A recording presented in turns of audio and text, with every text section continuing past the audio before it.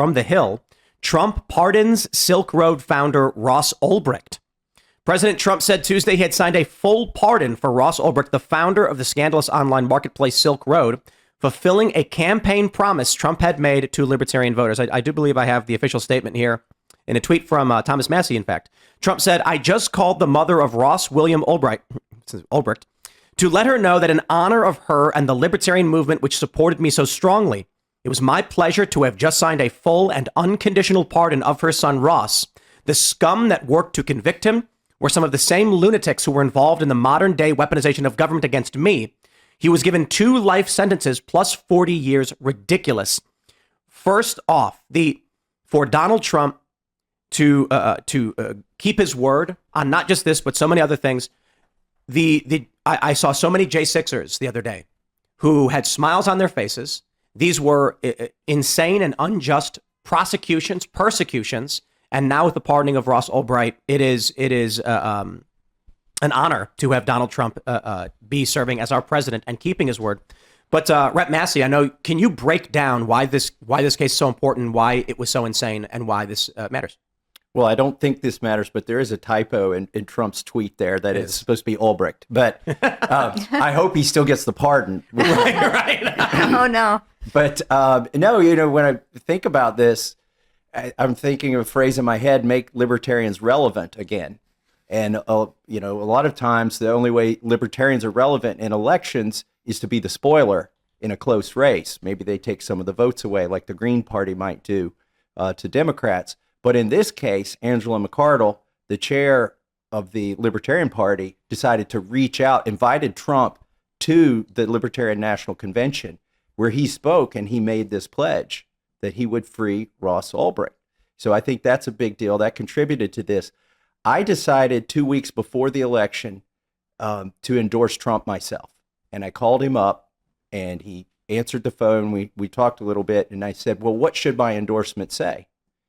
And he brought up Ross. Wow. To me. And so he said, you could put that in your endorsement. And I thought, well, that would be a good way to lock this in. Yeah. So I did. I put it in my endorsement. In the middle of my endorsement is a sentence that says, the president has committed to freeing Ross Ulbricht. And then President Trump retweeted my endorsement. It was it's not legally binding, but it really, I think, made it more solid. And I was, just based on my personal conversation with President Trump, I was certain he was going to keep his word on this. And to me, this is a litmus test, really. Are you going to convert those campaign promises into reality? Because once you get elected, it's hard to hold people accountable. Right? I was worried. I mean, it has been over 24 hours. He was even getting some flack from Fox News for not having done it sooner, but he did. He's kept his word on so many things. Well, and I want to share with you a letter that Ross wrote me on December 14th of this year. And his mom, Lynn, gave this to me. And I hope he doesn't mind me sharing this because it's personal, but it brought a tear to my eye. Mr. Massie, Inauguration Day fast approaches, and my hopes are running high that our new president will quickly put an end to my incarceration once he is sworn in. As I await the beginning of my new life in freedom, I just want to acknowledge you and thank you for your part in bringing about this wonderful outcome. You have consistently been a powerful voice in the public sphere, supporting my campaign for freedom. So my imminent release is as much a victory for you as it is for me and my family. Thank you for every single time you supported me, both publicly and in private. You put your faith and confidence in me. And now that I'm getting my second chance, I promise to make you proud that you did. I would love to connect with you once I am on the other side of these walls to see how I can help further the cause of freedom. So he's already thinking about what he can do. I know Josie's crying. I cried when I read this. I've read it twice, practiced it without, this is the first time I've been able to read it without crying. Because this is, like you were saying, Tim, this is a personal example of how an election matters, down to somebody who was going to rot in prison, was rotting in prison. And by the way, Ross, he didn't even, he was willing to settle for less than what Trump gave him. He was willing to settle to have a sentence commuted, which means you're basically guilty, an admission of guilt, but your sentence is over. You've served enough time. And it was a ridiculous over sentencing, regardless of the guilt or not. I think it's a violation of the Eighth Amendment. The Eighth Amendment to our Constitution says no cruel or unusual punishment. Why should you get 2 life sentences plus 40 years? Well, explain what was he accused of doing? Running a website that allowed people to buy and sell drugs, for instance, using Bitcoin. I think they made an example out of him because they didn't want people using Bitcoin. And now it's far more mainstream, but I think that's one of the reasons they did it. But I think we should clarify, I guess. The website allowed people to buy and trade.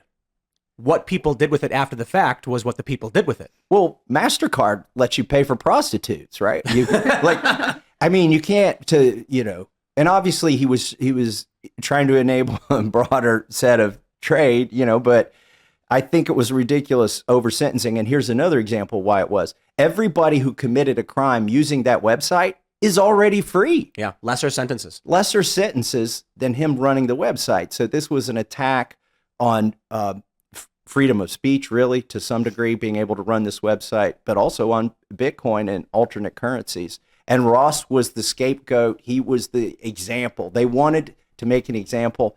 By the way, the people who, Trump alludes to the morals or moral depravity of the people who convicted Ross. The FBI investigators or whatever, some of those were convicted themselves of lying and Wow. setting up evidence. And they're already out as well, but they were the ones who were, trying to set Ross up in some of these things. And then there was a public smear campaign against Ross that scared a lot of people away, a lot of congressmen, from trying to take up his cause because, oh my gosh, Ross did that. Oh, he tried to order a hit on somebody. Like that was one of the claims that was made. Never prosecuted, never brought up in court. I guarantee you, if they had any evidence of that, they would have used it to convict him for another life sentence. Yeah. Okay. Obviously, they were throwing the book at him, but because they had those stories out there circulating that Ross tried to order a hit on somebody, for instance, that scared people away from taking up Ross's cause. Now, there was a letter circulated among Congress that got, a few dozen signatures. Were some people who weren't scared of it, but it's just a great win. I know Dominik's celebrating the victory, and this is one of the realizations of that victory. Right. I'm just super... physical freedom, but also our brains, our mentality is freed now. I'm serious about it because we had this conversation before the show, and I had this experience with this driver, Uber driver, who told me, he said, okay, now I'm going to fight with all these leftist teachers who try to deprive and, do these things to my daughter. And I was thinking, where were you for 4 years? He was scared. Now we are freed. Now we can experience what the life is. We can fight for what we believe in. So this victory, it's not about President Trump only. It's about us, obviously, about nations, about not only American nation. It's about freedom in general around the world. Because as we see ourselves as a Western civilization, as the free democratic countries, we see the differences between North Korea, Venezuela, and others. Russia, we are free. We are fully free. So what this victory does to the people around the world is opens, let you breathe. Now you can say whatever you think, especially you can say that there are 2 genders, women and men. You can say obvious facts. There's many people who thinks that the earth is flat. They're free. They can think whatever they want. I'm not going to discuss this, but you can say whatever you want now. And this Uber driver is one of the examples from the recent days, hours, I would say, when I spot the difference. Like people, thank God now. So what happened this last 4 years? What they've done to the nations, because it's applicable to Europe as well. What they did was, I cannot say that this child, this little kid who thinks that is a cat or dog should be educated that you are not a dog, because someone would be offended. Our civilization went to the level where everyone was scared to name and call the obvious facts. Now we can go back to normality. That's why Donald Trump said that we are we are not Republicans. Well, he didn't say that, but what he meant is our party is the party of the common sense.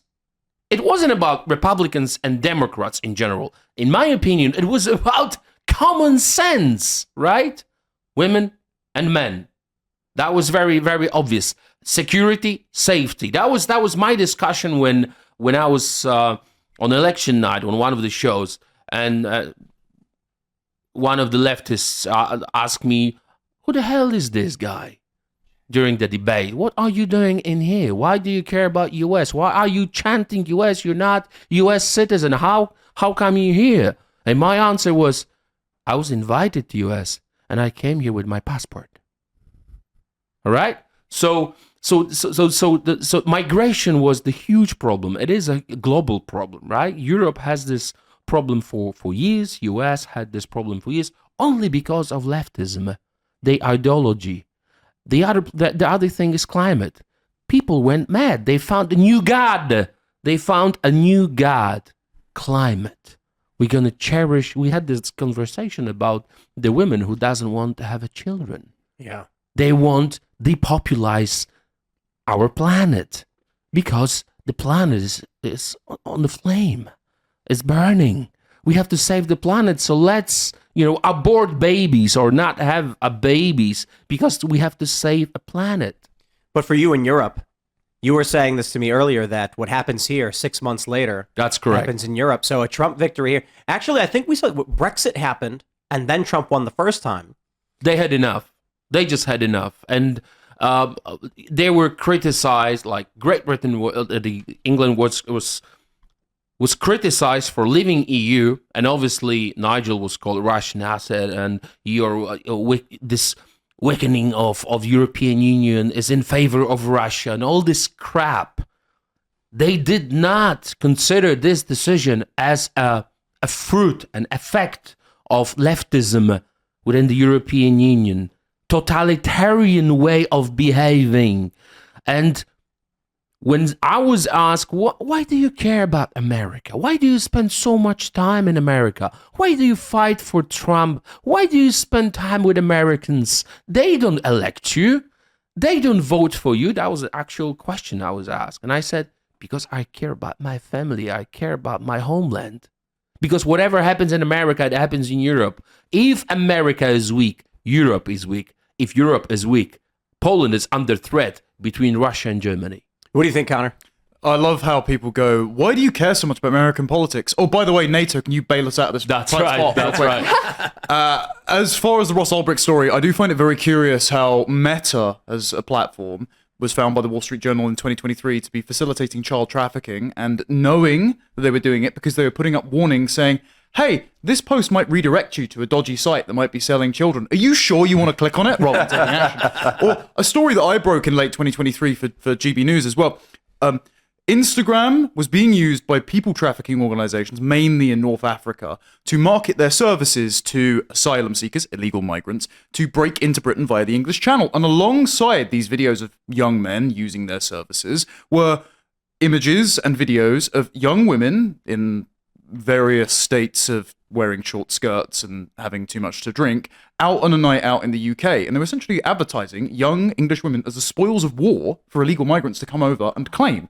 Again, Instagram alerted to this, did nothing. So why are they not prosecuted with the same standard of facilitating illegal activity as Ross Ulbricht was? Very curious that. I wonder if it's just lobbying efforts or the fact that certain politicians could trade on narrative control. Right. Let me speak to an example of that. So somebody created a profile being a fake Thomas Massie congressman and was contacting widows and trying to get their retirement money.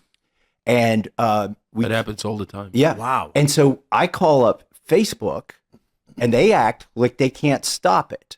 And they said, well, we don't know. We can't see it. I said, they're using the same picture as me. You've got some image search thing. You can go find this. They acted like they couldn't. They said, go call the old lady that lost her money and tell her to pull up her computer screen and give us the exact URL.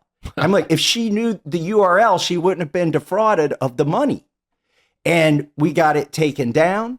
And then another one came back up. Whenever they come back up after you get them taken down, you know they're making money or they wouldn't go to the effort. But they tried to pretend that they had no technology to stop this from happening. And I know it was a lie. Thanks for checking out this clip from Timcast IRL. Make sure to watch the show live Monday through Friday at 8 p.m. Subscribe to this channel, and we will see you all there.